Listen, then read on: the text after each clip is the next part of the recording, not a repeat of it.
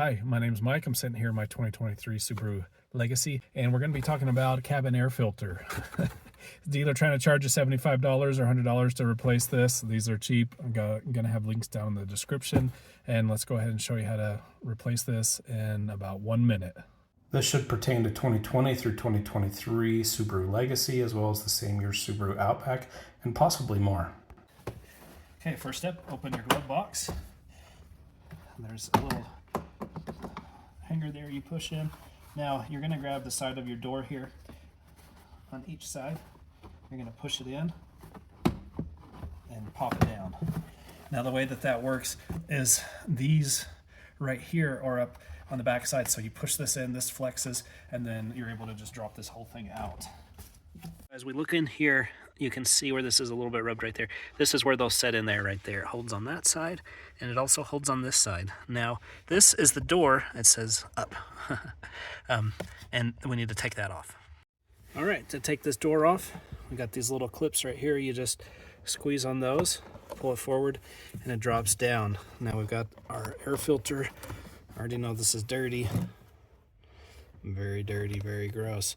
Now, it has an arrow and it says up.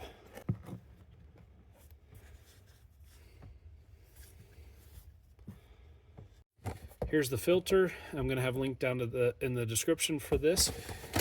We're just going to open the box, pull it out. Now this one's already gray. This one is microban. It's got antimicrobial properties to it.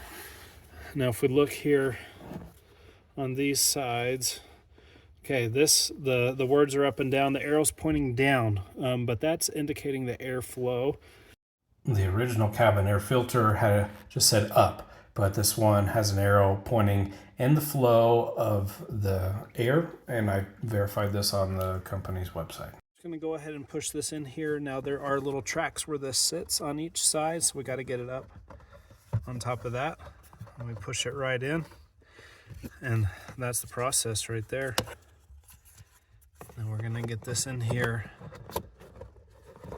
all good and sealed off. All right, and then on the glove box, there are these little circular hangers right there. They go right here and right there on each side.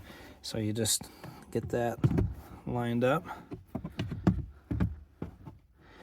You give this a lift to get those tabs back in there. We're going to connect our hanger back up.